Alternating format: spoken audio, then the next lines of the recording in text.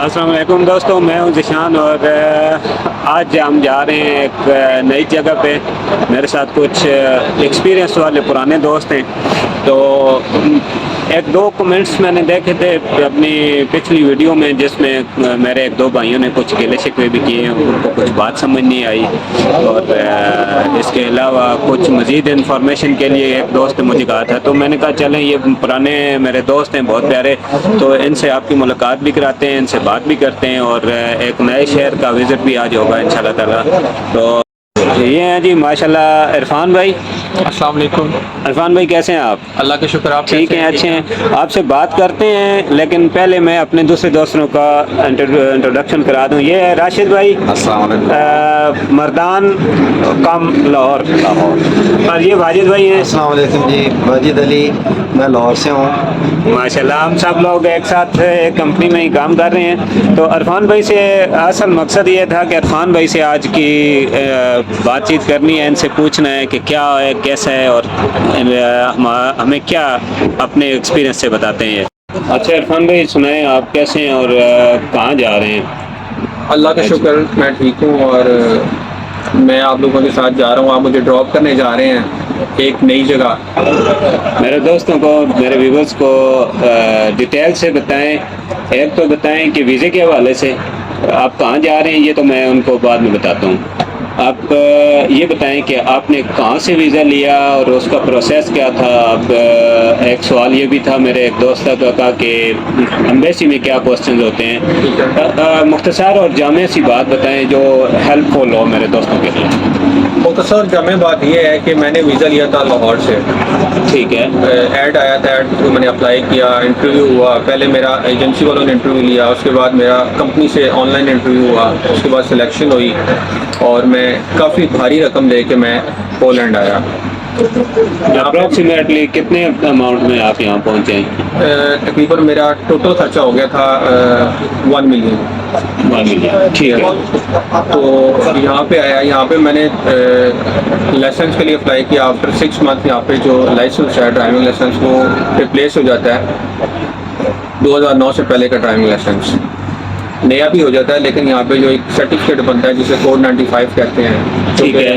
پورے یورپ میں پہلے. یہ تفصیل سے 2009 کے لائسنس کی تفصیل ذرا بتائیے گا. میرے ایک دوست نے گلہ کیا ہے، وہ کہتے ہیں جی آپ کی بات آپ نے بیچ میں کی اور سمجھ نہیں آئی ان کو. 2009 کے لائسنس کی کیا ویلیو ہے اور وہ کیوں ضروری ہے، اور اگر نہ ہو تو اس کا کیا نقصان کیا ہے، یہ بتائیں ہم کو. 2009 کے لائسنس جس کینڈیڈیٹ کے پاس ہوگا، اس کی ویلیو یہ ہے کہ یہاں پہ جو کوڈ 95 بنتا ہے، جو اتھارٹی ٹرانسپورٹ کی آپ کو سرٹیفائڈ کرتی ہے کہ یہ بندہ یہاں پہ پورے یورپ میں ڈرائیو کر سکتا ہے، اس کی کلاسز ہیں 5 دن کی. ٹھیک ہے. اور جس کا ڈرائیونگ لائسنس نیا ہوتا ہے، اس کو پورا مہینہ روم میں بیٹھ کے ٹریننگ کرنی پڑتی ہے. اس پہ اس کے ایکسپینس بھی زیادہ آتا ہے. یہ فائدہ ہے 2009 کے پہلے کے لائسنس کا. مطلب یہ ہے کہ 2009 کے لائسنس اگر نہیں ہے تو بھی اپلائی کر سکتے ہیں. اپلائی کر سکتے ہیں. صحیح ہو گیا.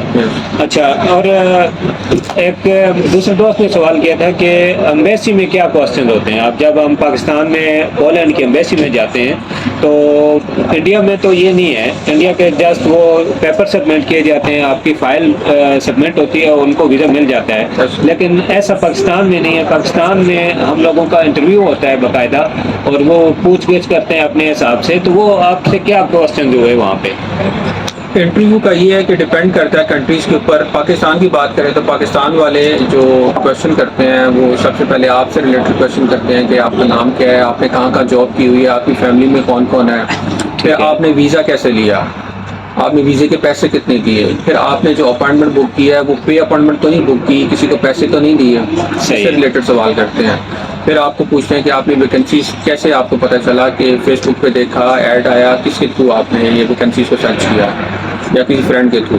کس سے ریلیٹڈ، آپ کی جاب سے ریلیٹڈ ہی آپ سے سوال ہوتے ہیں. جو آپ کا پروفیشنل ہے، جس میں آپ اپلائی کر رہے ہو، وہی آپ سے کویشچن ہوتے ہیں. مطلب جو فائل سبمٹ کی جاتی ہے اس سے ریلیٹڈ میکسیمم سوال ہوتے ہیں. کوئی ایک آدھ بات وہ اپنے مرضی سے کوئی اور پوچھ لیں، کیونکہ مجھ سے انہوں نے میری فیملی کے بارے میں پوچھا تھا. 1-2 سوال مجھ سے اور کیے تھے جو میری فائل میں یہ چیزیں نہیں تھیں، بٹ انہوں نے سوال یہ کیے ہیں. اچھا عرفان بھائی، ابھی آپ کا کیا سٹیٹس ہے؟ آپ یہاں پہ آ کے خوش ہیں نہیں ہیں؟ اور یہاں کے ڈرائیونگ کیسی آپ کو لگی ہے؟ آپ کہاں جا رہے ہیں وہ تھوڑا بتائیے گا۔ میں جس کمپنی میں آیا تھا میرا کانٹریکٹ تھا 2 سال کا، میں نے وہ کانٹریکٹ کمپلیٹ کیا ہے اور ایل میکس میں ہی آئے تھے اور ہم سے پہلے آئے ہیں ماشاءاللہ، اور بہت ہی باعزت طریقے سے، بہت اچھے طریقے سے انہوں نے اپنے 2 سال پورے کیے یہاں پہ۔ ان کا کانٹریکٹ اب ختم ہو گیا اور یہ اب آگے کہاں جا رہے ہیں اور کیا فیوچر پلاننگ کیا ہے آپ کی؟ فیوچر پلاننگ یہ ہے کہ جب 2 سال کا ایکسپیرینس ہو جاتا ہے بندے کا تو بہت سی کمپنی آپ کو کہتی ہیں کہ اچھی آفر کرتی ہیں کہ آپ ہمارے پاس آؤ، ہمارے پاس آؤ۔ تو مجھے ایک اچھی آفر ملی تو میں نے ایکسیپٹ کیا اور میں کمپنی ریزائن کر دیا ہوا میں نے، اور صحیح ہے۔ کل میں لاسٹ تھا جاب کا، اور آج شانی بھائی مجھے ڈراپ کرنے جا رہے ہیں دوسری نئی کمپنی کمپنی میں جا رہے ہیں۔ ایک نئی لائف سٹارٹ ہونے والی ہے جاب کی، تو باقی اچھا ہے۔ اور جاب سے عمر سے ریلیٹڈ میں آپ کو بتا دوں کہ جاب اس کا کسی بھائی کی عمر اگر 50+ ہے تو وہ بھی اپلائی کر سکتا ہے، اس کا میڈیکل فٹ ہونا چاہیے، تو کوئی ایشو نہیں ہے۔ یہاں پہ میں نے بہت سے ڈرائیور دیکھے ہیں جن کی ایج 70+ ہے اور وہ ٹرالر چلا رہے ہیں، کوئی ایشو نہیں ہے، میڈیکل فٹ ہیں، وہ چلا رہے ہیں۔ تو بہت سے پاکستانی یہ پریشان ہوتے ہیں کہ میری 45+ ہوگی تو میں پتہ نہیں اپلائی کر سکتا ہوں کہ نہیں۔ بھائی آپ کر سکتے ہو، کوئی مسئلہ نہیں، خود سے بھی اپلائی کرنے کی کوشش کریں۔ آن لائن ویکنسیز آتی ہیں، خود سے اپنے سی وی کو، اپنے کور لیٹر کو پریپیئر کریں، اپلائی کریں تو کچھ چیز مل سکتی ہے۔ ٹھیک۔ اور جو دوست ہیں عرفان بھائی، میرے بہت سارے ویورز ہیں جو مسقط، سعودیہ، گلف کنٹریز میں ہیں، اور ان کا کوئی بتا رہا ہے اس کے پاس 7 سال کا ایکسپیرینس ہے، کوئی کہہ رہا ہے کہ اس کے پاس 8 سال کا ایکسپیرینس ہے، تو اس حوالے سے بتائیں ذرا آپ کا ایکسپیرینس کیا کہتا ہے؟ گلف کنٹریز وہ کیسے آ سکتے ہیں یا ان کو کرنا چاہیے نہیں کرنا چاہیے؟